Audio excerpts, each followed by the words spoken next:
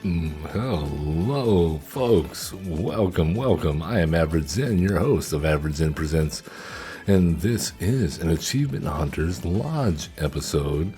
I'm playing some Magic the Gathering Arena, going after some achievements. We have not had one of these in a while. I am excited because it is Yargle Week, and Arena has seen fit to bestow upon us some achievements, some new achievements. But there's a catch. Before we get into that, if you haven't already, give us a like, subscribe, comment, follow, all that good stuff. We are streaming live on Twitch at Average Zen Presents, at Average Zen on YouTube. You can find out all about us in our video descriptions or about pages, all that good stuff. And let's talk about achievements. Let's jump into it. So today is Yargle Day as of recording. It is the 3rd of September, 2025, and we have a Yargle in Space event, which maybe you played, maybe you don't. It will end in 17 hours. However, maybe you didn't notice, over here in Achievements, the Yargle Day has an achievement set that ends in 7 days. It had 8 days yesterday when it came out. And I only noticed because I accidentally got the Real Power 9. Control creatures with exactly 9 total power at the beginning of your end step, which of course is the mono black Yargle, has 9 power. So these are available only for a limited amount of time, and you can get this fun emote here. Or you can get this title, The Bargler. If you get all of these. So what are we looking at? We're looking at, 93 damage. We have to get 93 damage with Yargle, Glutton of Urborg, over any number of games. And you have to also get this guy, play 20 games in which your deck contains 25 non-land cards from Dominaria, the set from each Yargle originates, the mono black one. Death by Vanilla. You have to play one game in which only creature spells you cast have no abilities. So, notably cast. You can reanimate them from the graveyard. Just don't cast any creatures that have abilities, which notably Yargle does not. If you don't know about Yargle, we'll see that in a moment. And the last one, play one game with Yargle as your commander, and win a game in which there are no land cards remaining in your library. Now, as we found out rather, if you hover over some of these and look down here in the bottom, it goes away. It says at the bottom, neither games against Sparky nor direct challenges qualify. I can indeed confirm that the friendly brawl, which is your only brawl option, does not qualify. I am willing to bet that if you're a follower of this channel and you've checked out all of our other videos about achievement hunting on Arena, then you know where this is going. If you do a direct challenge that is a best of 3, obviously you don't get that option for brawl. They only have friendly brawl, so we can't do the Eat the World one.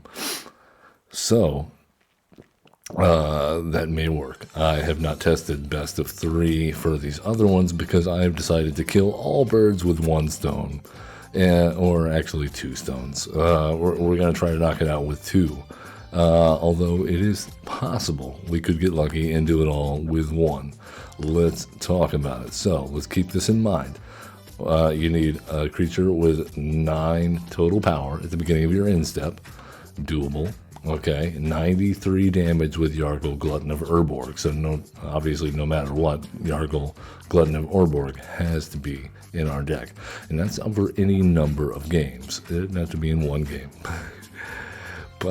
Play 20 games, so we have to play 20 games in which your deck contains 25 non-land cards from Dominaria in 7 days. As of recording this at the evening of the September 3rd here, so realistically by the time you see this, probably 6 days or less. And then Death by Vanilla, with a game in which the only creature spells you cast have no abilities.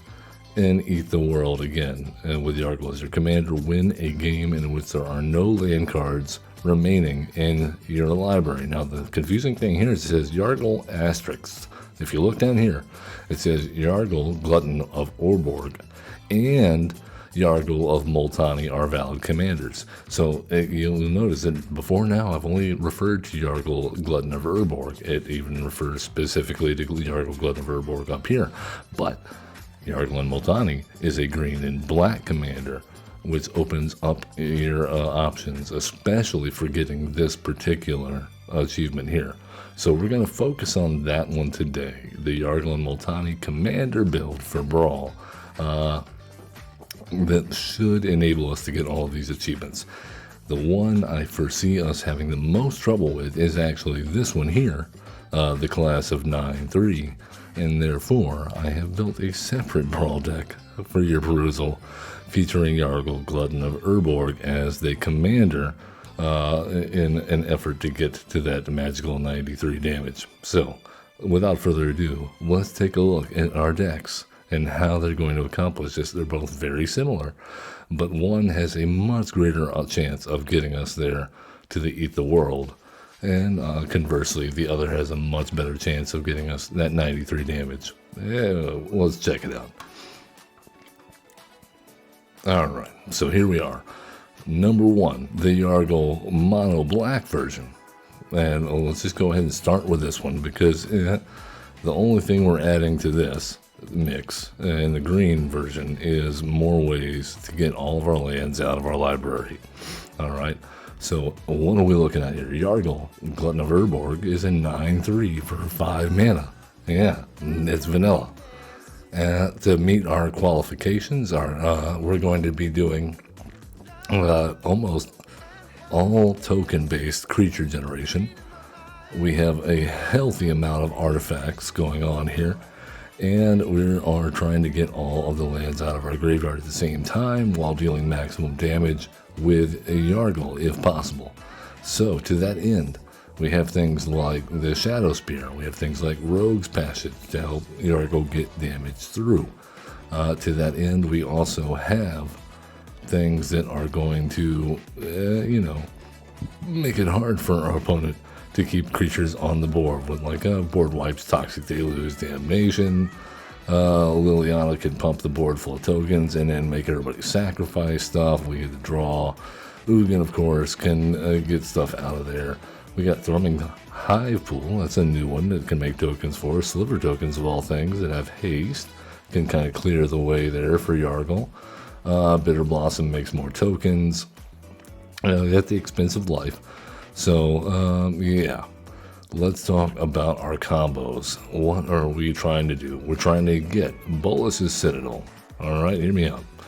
Bolus's Citadel in combination with Paradox Engine, in combination with, where are we? Ashiok.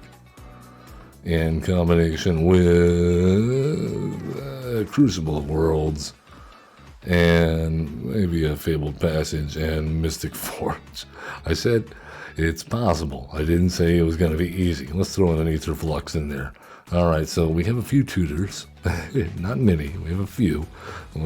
So luckily, this is just, you have to play 20 games with the 25 cards from Dominarian here, which we have. You'll notice that, and this is going to bring us up to a good point, I have a very diverse selection of different versions of Helm of the Host that all look remarkably similar, but they're all from different sets. Guess what? You need to select the one that has the symbol that we're showing right now, the Dominaria symbol. If you want to know how to find that, you go up here. You click on this guy, you hit Dominaria, and then it'll show you the symbol. So we need to have 25 non-land cards with that symbol in our deck. Don't use the fancy sleeve, the fancy card style for Yargle if you have it. Keep the Dominaria one.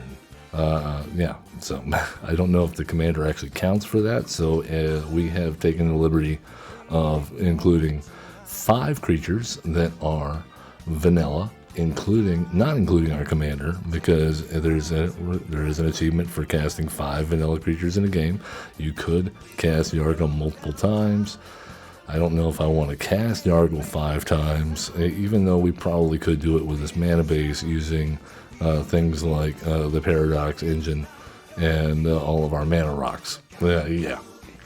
So that's the plan for that. The deck is pretty much, there's not a lot of wiggle room because we have so many constraints for our deck building challenge here to try to knock this out in one. We have to have the 25 Dominaria cards, non-land, which the selection for mono black is not great. So that's why we're running things like, the Eldest Reborn, Yawgmoth's Vile Offering, Final Parting, the Cruelty of Gix, Gilded Lotus, not bad actually in this deck, but we're running it alongside things like, Ugin, Eye of the Storms. This new one, the Endstone, I really, really like. That will help us churn through our deck so that we can essentially, here's what we can do to get all of our lands out, is if we have these things in play, we have the Bolas' Citadel saying we can play lands and cast spells from the top of our library, and if we pay life if instead of mana value. Well, Ashiok has a replacement effect, says if you would pay life while your library has at least that many cards in it, exile that many cards from the top of your library instead. So as long as we have our combo pieces in here, we're good, right? We don't mind. So how this could work is these Mystic Forge. And you can pay 1 life, which again, Ashiok will exile 1 card. So not only will you exile the next card, when you go to pay 1 life, you'll exile the one below that. So if you hit any land pockets, that can get rid of 2 cards. Assuming you hit a spell again off the top, because of Paradox Engine, when you cast that spell off the top from Bolas' Citadel and pay whatever life, that will exile cards off the top, then you'll untap all your stuff, non-lands, including Mystic Forge, allowing you to do it again and again. Another option, of course, is to be able to have a Crucible of Worlds in play and a Fabled Passage in your graveyard. That will eventually allow us to get all of our lands out. We have a rogues map, a world map and an expedition map in this mono black version, simply to get Rogue's Passage, Ghost Quarter, Field of Ruin, and Demolition Field out. Though, as I say it, I'm taking Demolition Field out and Field of Ruin because they can't target our own stuff. I will keep Ghost Quarter in. That being said, that's a lot of work. That is a lot of work. But again, you're playing 20 games in order to get the one achievement. So it's variance is bound to have this happen. My wife, Hobbit and Snake, has already gotten the achievement using the combination we're going to show you now, which is the Yargle and Multani version, which will be harder to get the 93 damage in with Yargle. Gluten of Urborg again, but there they are in the deck. Essentially, we're using the same kind of combos to churn through our deck and find our lands and get them out, but we are greatly helped by that, by all the mana ramp that green has to offer. And Herd Heirloom is going to give us trample for our Yargles. Yes, as well as card draw, which we very much need. We also get things like the Lumbering World Wagon, which allows us to fetch lands out. We get things, and this is the huge, Escape Shift, sacrifice any number of lands, search your library for up to that many land cards and put them onto the battlefield tab, then shuffle. I know you're saying, why not Lumra? Why not Aftermath Analyst? Because we can't have only vanilla creatures. We can only have vanilla creatures because we have to cast 5 vanilla creatures in the game, and only creatures in that game that if we cast any creatures that have an ability in that game, they don't count towards our tally. Now, maybe once you get those 5 those games out of the way where you only cast vanilla creatures and get that achievement, maybe you can do some tweaking. But for now, we're going to assume this is how you're keeping the deck. To that end, we also have, since Yargle and Multani happens to be in 18.6, Traverse the Outlands is amazing. I've already done this once and gotten almost every single basic out of my library very quickly early on in the games. It says, pay 5, search your library for up to X basic land cards, where X is the greatest power among creatures you control. Put those cards on the battlefield tapped and shuffle. If we have Yargle and Multani out, that's 18 lands out of our entire library and onto the battlefield. Escape Shift will then allow us to sacrifice any number of those and get them back. We're also playing a ton of MDFCs, which do not count for as lands according to our land count, and according to Goblin Charbelcher, I expect they will not count for this particular premise for the achievement as well. Not confirmed. Hoping to confirm it here soon. We'll see if we can get it live on camera. Okay, anything else we should know? Oh, well, are you kidding me? We're missing 2? Oh, no. Oh, no. Oh, okay, well, I'm glad we stopped this now. So if, we'll make sure we have the updated deck list on the links. All right, so we need 2 more Dominaria cards. Yeah, all right. Let's run it like that. Missouri Stalker of Spheres. This is the one that lets you proliferate and then proliferate again. Yeah. Whenever it enters, pay 3. And they get to draw a card. Hey, I like this, kind of. I'll do it.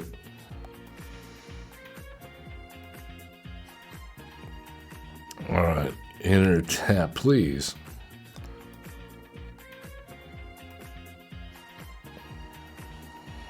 Alright, we have the Jet Medallion. Interest Restoration is on top.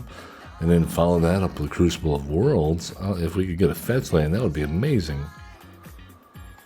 Fertilid. Alright, Interest Restoration will swap out the forest for a forest and a swamp.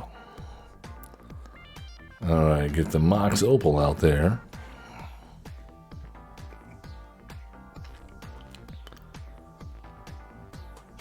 Oh, Riskar, they're going to do a little bit of creature ramp here. Everybody with a counter, you can make mana. Serum Snare. What? What? I don't appreciate your games.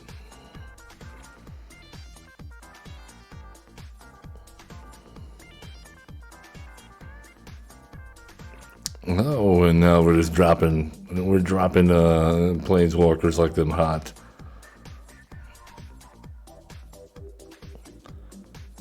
Okay, well, oh, I don't like it. I don't like it at all.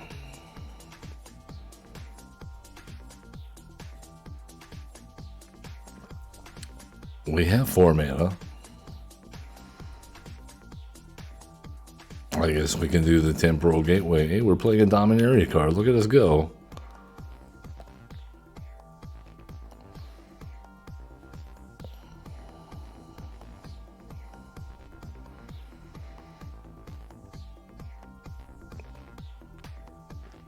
Alright, we are making more tokens. They're all getting bigger. They can pay the 3. Look at them. This is coming together quite nicely for our opponent. Not so much for us. I mean, come on. What do we even do here? What do we even do? We have a forest in the graveyard. We're looking at 11, 14, 17 damage on board right now. They have almost double the mana we have, just in lands alone, before you even count the fact that they can tap all their creatures for lands. Oh, but Wizards is like, yes, go play Yargle and Multani and Brawl, guys. If you figure this out, it's your problem now if you want these achievements.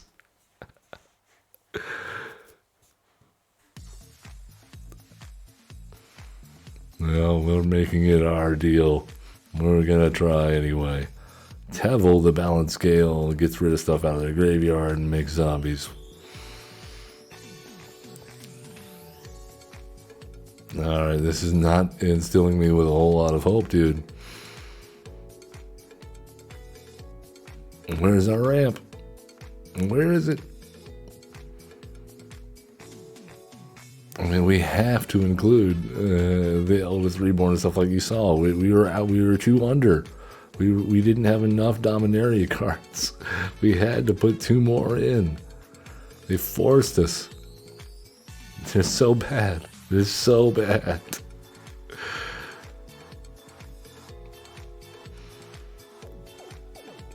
All right. Good news is we have a board wipe this time. Ooh, bad news is we have a Paradox engine on top. I'm glad we get the fetch land next turn and get the shock land. Or, yeah, I guess we do, because then we get, at least get to cast a vanilla creature. Or do we even worry about that? Alright, come on, shock land. We will pay 2 life. And they're like, for what? And you're like, for a Cabal Evangel, of course. Jeez.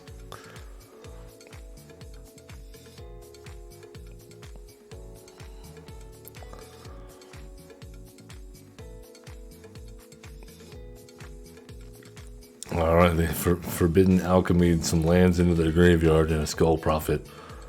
Beautiful. Alright, no, we're definitely going to block. Do not care.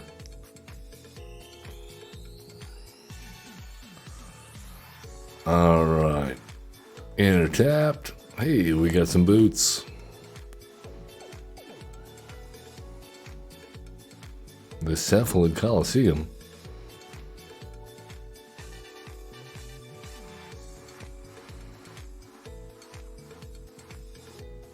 Alright, well, I guess we're going -4. Since we didn't manage to get a land here, that's alright. We'll get them eventually.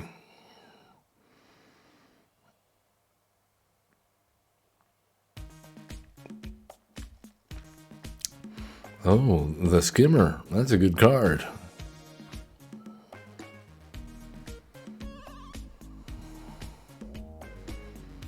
Yeah, you like that, don't you? Ghost vacuum it up. Vroom, vroom, vroom. Okay, well, we're doing what we can here. We're doing what we can, okay, folks? I guess we get rid of the Belagid Sanctuary and grab a green and a black.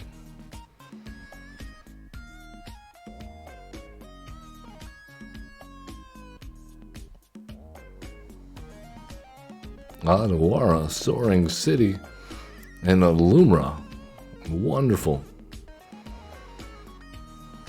They have so many lands. They're doing all the things we wish we could be doing, but our creatures have to be vanilla.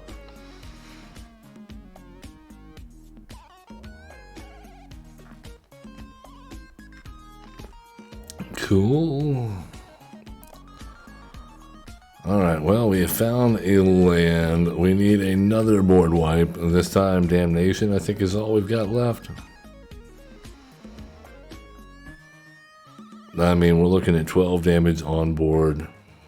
Yeah, I don't see it happening, guys. I don't see it happening. My God. We are just getting pounded into the ground trying to get any of these achievements with this terrible, terrible, terrible deck. Don't get me wrong. It's capable of doing the thing. I didn't say it was going to be easy. Never said it would be easy. Perveros, God of the Forge, is going to be dealing a constant barrage of damage to us, probably under a whole bunch of mobilized mechanic creature ETBs. Alright, we have a Mana Rock.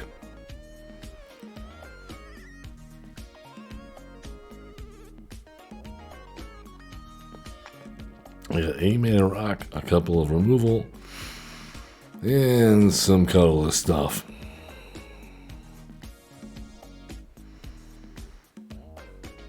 Alright, Iron Crag, go. Be all you can be. Oh, Goblin Bombardment, eh? Alright then.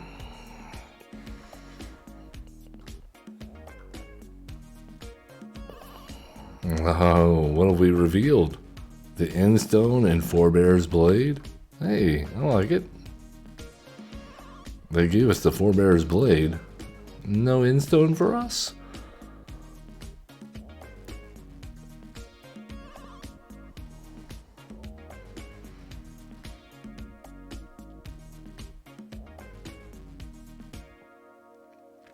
Alright. Whenever another creature you control enters, this creature deals 1 damage to each opponent. Oh, I don't know about that. No, -2 does not work. Let's go. I guess we just go Eviscerate. I don't know. I mean, they're doubling, tripling down on the ETB damage effects. It's going to be an issue, I can tell.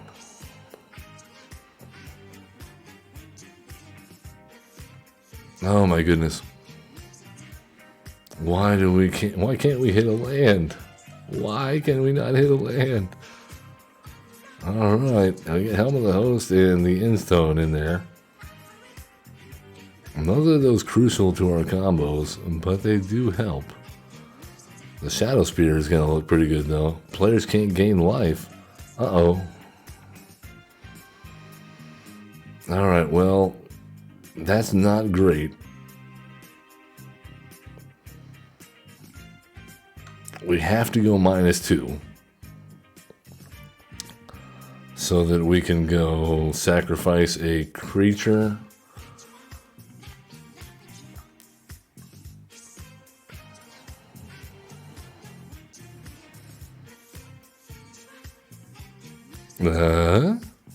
It's not a goblin. This says sacrifice a creature, yeah.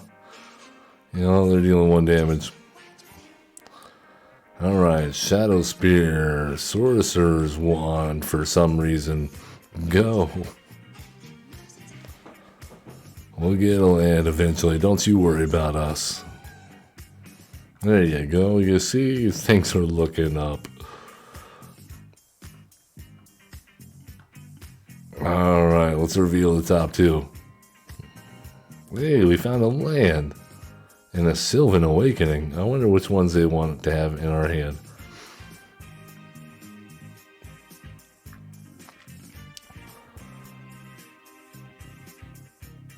What are you thinking? They gave us the Sylvan Awakening.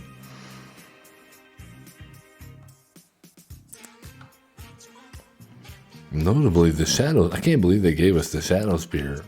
We can turn off the indestructible of their commander with the Shadow Spear.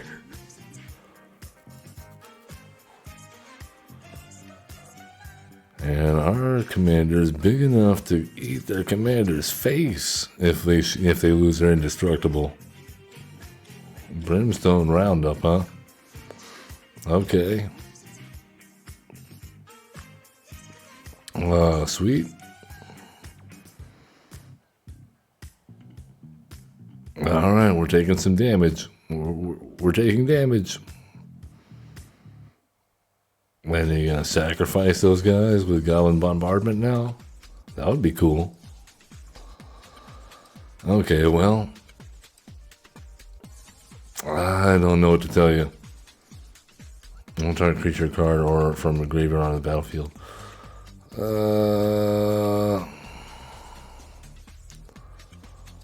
4/3 trample? No, that doesn't do anything for me. Okay, well, I guess we're doing this.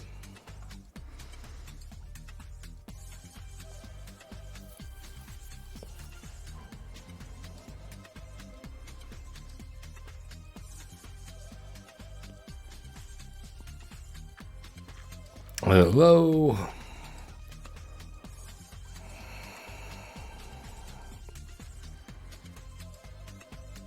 Alright then, let us make a car instructor, I guess? Because we need help. We need so much help.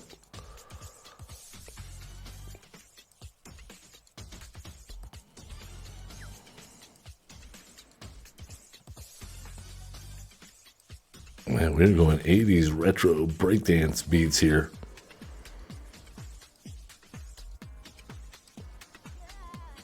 Oh, have you unearthed the gatekeeper? Oh. Ow. And here's some gobos. Fun. Alright, that's quite a bit of damage. And then they can probably just sack everything. I got 3, 4, 5, 6, 7. Yeah. So we take 3. And then they sack the rest.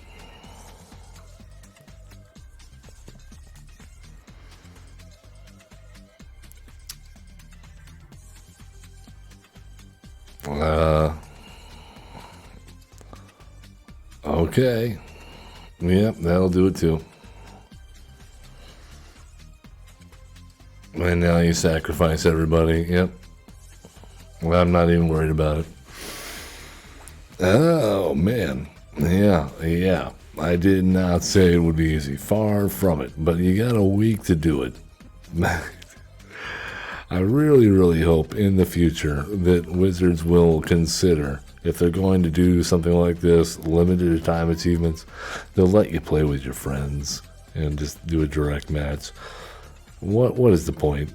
What is the point? The stakes are an emote and a title.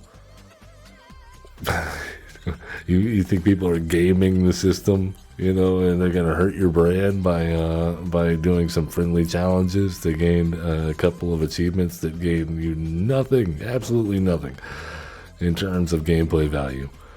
That's all I got to say. I hope that some people over there at Arena they're not watching this, but if you're watching this and you know somebody in Arena, or 6 degrees to Kevin Bacon, you get my point. At any rate, love one another, be cool, don't be a jerk, have fun playing Magic the Gathering. We will see you when they roll out some more achievements for us to hunt.